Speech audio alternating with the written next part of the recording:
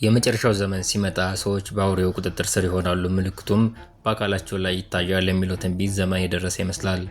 ዛሬ ላይ ከ100 ሺህ በላይ ሰዎች ለክፍያ እና ራስን ለመለየት በእጃቸው ላይ ቺፕስ አስገጥመው ይገኛሉ። ለመሆኑ እኒህ ማይክሮቺፕሶች ጥቅማቸው ምንድነው? በዛሬው ቪዲዮ የምናየው ጉዳይ ነው። ዳዊት ነኝ። እስከ ቪዲዮ ፍጻሜ አብራችሁን ቆዩ።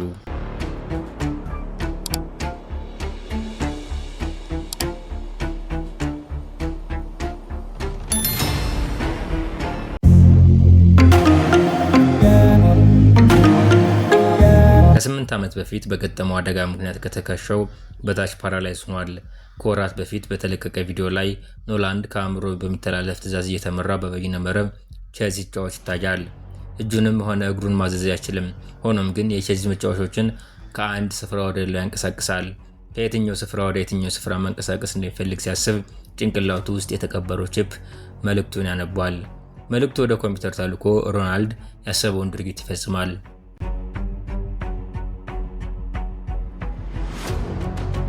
በኒውሮ ቴክኖሎጂ ላይ የሚሰራው ኤለን መስክ ተቋም ኒውሮሊንክስ በሰው ልጅ ጭንቅላት ውስጥ ቺፕ ሲቀብር ኖላንድ የመጀመሪያው ነው። ኖላንድ የተገጠመለት ቺፕ ለሳንቲም የሚያህል ነው። በአንጎሉ ውስጥ ያለውን የኒውሮን እንቅስቃሴ አንብቦ መልእክቱን በራዲዮ ሞገድ ያስተላልፋል። ስለዚህ ሰዎች መራመድ ሲያስቡ እንዲራመዱ ወይም ሌላ ያሰቡት እንዲከውኑ ያስችላቸዋል። ጭንቅላታቸው ውስጥ ወደ 86 ቢሊዮን የሚጠጉ ኒውሮኖች አሉ። እነዚህ ነርቮች ሲናፕሲስ በተባለ ህዋስ እርስ በርሳቸው ይተሳሰራሉ።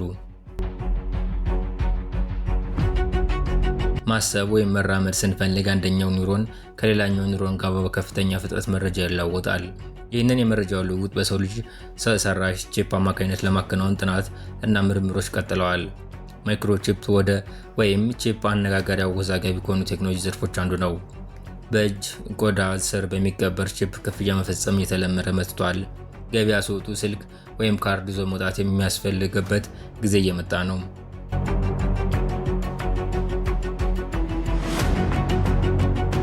በታሪክ ለመጀመሪያ ጊዜ ቺፕ በሰው ሰውነት ውስጥ የተቀበረው በአውሮፓውያኑ 1998 ነበር። በዩናይትድ ኪንግደም እና በአውሮፓ የሚኖሩ 4000 ሰዎች በማነጋገር ከ3 ዓመት በፊት የተሰራ ጥናት እንደሚጠቁመው 51 በመቶ ቺፕ በሰውነታቸው ውስጥ እንዲቀበር ይፈቅዳሉ። በሕክምናና በክፍያ ስርዓት ቺፕን በመምረጥ ረገድ በቻይና እና በጃፓን እና በደቡብ ኮሪያ ከፍተኛ ፍላጎት ተስተውሏል። ከሰዎች ባሻገር የቤት እንስሳትም ሲጠፉ ለማግኘት ቺፕ እየተገጠመላቸው ነው። እንደ ስዊድን እና ኔዘርላንድስ ባሉ ሀገራት ባቡር ለመሳፈር፣ ምግብ ለመግዛትና ወደ ቢሮ ለመግባት ቺፕ መጠቀም የተለመደ ሆኗል። አንዳንድ መስሪያ ቤቶች ቺፕ ያስቀበሩ ሰዎችን አንቀጥርም ማለታቸው ተከትሎም ቺፕን አስገዳጅ ማድረግን በሕግ ያገዱ የአሜሪካ ግዛቶች አሉ። ከጤና እንዲሁም ከግል መረጃ ጥበቃ አንጻር ማይክሮቺፕን የተመለከቱ ጥያቄዎች ይነሳሉ። በሌላ በኩል ደግሞ ቺፕን የተመለከቱ የሴራ ትንታኔዎች ተበራክተዋል። ማይክሮቺፕ ምንድነው? ለምን አገልግሎት ይውላል? ለሰው ልጆች ስጋት ነው? ዓለምንስ እንዴት ይለውጣል? የሚለው ጥያቄ በቀጣይ የምንመልሰው ነው። እስካሁን ድረስ በዓለም ላይ ወደ 200,000 ሰዎች ሰውነታቸው ውስጥ ማይክሮቺፕ እንዳስገቡ ሩይ ይናገራል። የቺፕ ሁለት አይነቶችን እንዲያስረዳል። የመጀመሪያው አይነት በእንግሊዝኛው ራዲዮ ፍሪኩዌንሲ አይደንቲፊኬሽን ቺፕስ RFID የሚባለው ሲሆን ሁለተኛው ደግሞ በእንግሊዝኛው ኒር ፊልድ ኮሚኒኬሽን ቺፕስ NFC ናቸው። አንደኛው ገመድ አልባና በራዲዮ ሞገድ መልእክት የሚያስተላልፍ ቺፕ ነው። መጠኑ የሩዝ ፍሬ ያህል ለእያንዳንዱ ሰው መለያ ቁጥር ይሰጣል። ይህ ቺፕ የጤና መረጃ ይመዘግባል። የልብ ምት፣ የሰውነት ሙቀት አሊያም የሆርሞን መጠን ተመዝግቦ መረጃው በራዲዮ ሞገድ ይተላለፋል። ቺፑ ከሰውነት ውስጥ ወጥቶ የያዘው መረጃ ወደ ኮምፒውተር ሊገለበጥም ይችላል። ይሄ በሕክምና ውስጥ የቆየ ነገር ነው ይላል ባለሙያው። ሁለተኛው አይነት ቺፕ በተለይም ከጭንቅላት ኒውሮኖች ጫፍ ጋር ይገናኛል። መጠኑም ሳንቲም የሚያክል ነው። በአቅራቢያው ካሉ ኮምፒውተር ጋር መረጃ ሊለዋወጥ ይችላል። ሩይ እንደሚለው ማይክሮቺፕ ባለፉት ዓመታት ከሕክምናው ዘርፍ ወጥቶ ኑሮን ቀለል ለማድረግ ጥቅም ላይ እየዋለ ነው።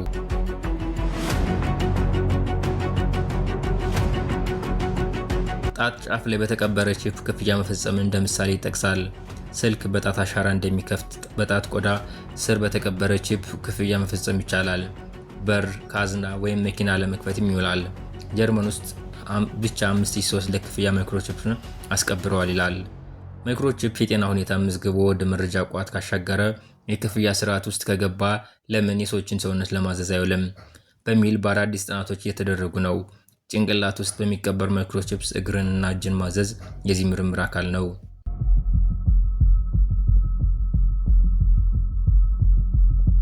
የትኛውም አዲስ ቴክኖሎጂ ሲመጣ እንደሚሆነው ስለ ማይክሮቺፕ ብዙ የሴራ ትንታኔዎች ተሰምተዋል። በጉልህ የሚታወሰው ኮሮና ቫይረስ ወረርሽኝ የተመለከተ ነው። ወረርሽኙ የተለቀቀው በክትባት ሰበብ በሰዎች ሰውነት ውስጥ ቺፕ ለመቅበር እና በቺፑ አማካኝነት ክትትል ለማድረግ ነው የሚል ሐሰተኛ መረጃ መሰራጨቱ አይዘነጋም። ከዚህ ጀርባ ያለው ደግሞ የማይክሮሶፍት አጋር መስራች ቢሊየነር ቢል ጌትስ ነው ተብሎ በስፋት ይወራ ነበር። የማይክሮቺፕ ባለቤት ማይክሮቺፕስ ያስቀበሩ ሰዎች ይቆጣጠራሉ። ማይክሮቺፕ አማካኝነት መንግስት ይከታተለናል። በማይክሮቺፕ አማካኝነት ከሌላ ዓለም የመጡ ፍጡራን ከሰው ጋር ተዳቅለው ዓለምን ለመውረስ መረጃ እየሰበሰቡ ነው። ማይክሮቺፕ የዲያብሎስ ስራ ነው የሚሉና ሌሎችም ብዙ ሴራ ትንታኔዎች ይሰማሉ። እነዚህ ግን ሳይንሳዊ መሰረት እንደሌላቸው ባለሙያዎች ይናገራሉ።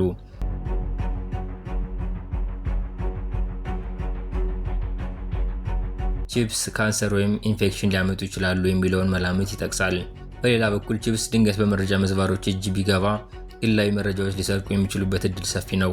የቴክኖሎጂ ደህንነት ባለሙያዎች ስጋታቸውን ሲገልጹ ይደመጣል። ከጤና ጋር በተያያዘ የሚነሳው ጥያቄ ሚዛን ይደፋል። ቺፓችን በተሻለ ሲሊከን ሸፍኖ ለመስራት ጥናቶች እየተደረጉ ነው ይላል። ስለ ማይክሮቺፕስ ከሚነገሩ ልቦለዳዊ የሚመስሉ እሳቤዎች አንዱ የሰዎችን ዲጂታል ማንነት ማስቀረት ይቻላል የሚለው አንዱ እንደሆነ ባለሙያ ይናገራል።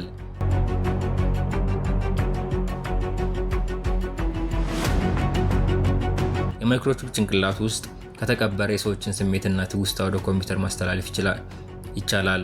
የሚመዘገበው መረጃ 24 ሰዓት ስለሚቀመጥ ግለሰቡ ሲሞት ዲጂታል ማንነቱን ማስቀረት ይቻላል። ከግለሰቡ የተመዘገበ መረጃ ተነስቶ የዚያን ሰው ዲጂታል ማንነት መገንባት ይቻላል ሲል ባለሙያ ያስረዳል። ከዚህ ጋር የሚያያዘው ሌላ ሀሳቢ ደግሞ አእምሮ የሚሰራበት ሚስጥር ማወቅ ተችሎ ስለ ንቃተ ህሊና ያለውን ግንዛቤ ሲጨምር ነው። የሰዎች ጭንቅላት ወስዶ ሮቦት ላይ መጫን ይቻላል የሚለው ነው። በዚህ መንገድ የሰዎች አካል በማስመሰል ክሎኒንግ የሚሰሩ ጉዝ አካላት ላይ ከሰዎች ጭንቅላት የተገኘ መረጃን መጫን ይቻላል። ከልጅነት እስከ እውቀት ያለ ማንነትና መረጃ መጫን ማለት ነው።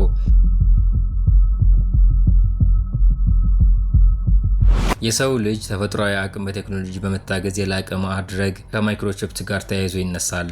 በማይክሮቺፕ ታግዞ በማሰብ ብቻ እንቅስቃሴ መከወን ከተቻለ ለምን ሰዎች የሰውነት ከተፈጥሯዊ አቅም የላቀ ድርጊት እንዲፈጽሙ ማድረግ አይቻልም? ይህ ተፈጥሯዊ የሰውነት ገደብን መሻገር ማለት ነው። ለምሳሌ በጣም ፈጣን አትሌት መፍጠር ይቻላል። ሰውነት ውስጥ የሚገባና የሚወጣን የትንፋሽ መጠን ከተፈጥሯዊ መጠን በላይ በመጨመር ሰዎች ሳይተነፍሱ የሚቆዩበት ጊዜ መጨመር ወይም ዓይን የማያይበትን ርቀት መጨመር ሊሆን ይችላል ሲል ያስረዳል።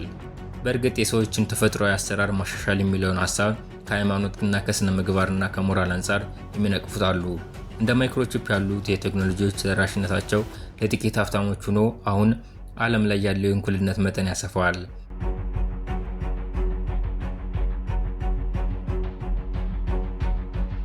በመቶ የዓለም ሀብት በ10% ሀብታሞች ተይዞ ባለበት ሁኔታ እንዲሁም ዲሞክራሲና ምክንያታዊ እሳቤ ባልጎለበተበት ሁኔታ ውስጥ ቴክኖሎጂው በቅርብ ዓመታት ውስጥ ለገበያ ሲቀርብ ተጠቃሚዎች ሀብታሞች ይሆናሉ።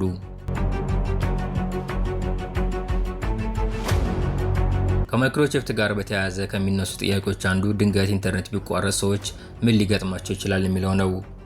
በሌላ በኩል ለከፍተኛ ኤሌክትሮማግኔቲክ ፐልስ የመጋለጥ ስጋት ይጠቀሳል።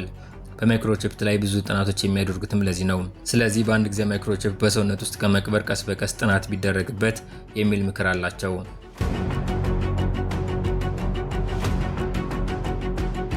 ማይክሮቺፕስ በአንድ ጊዜ በሰዎች ላይ የሚጫን ሳይሆን ቀስ በቀስ መደረግ ያለበት ነው።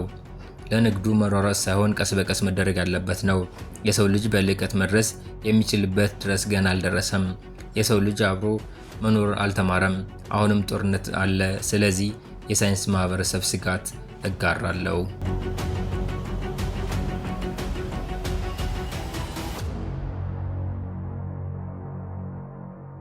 ዛሬም ቪዲዮን እዚህ ላይ ፈጸምኩ። አብራችሁን ስለቆያችሁ አመሰግናለሁ።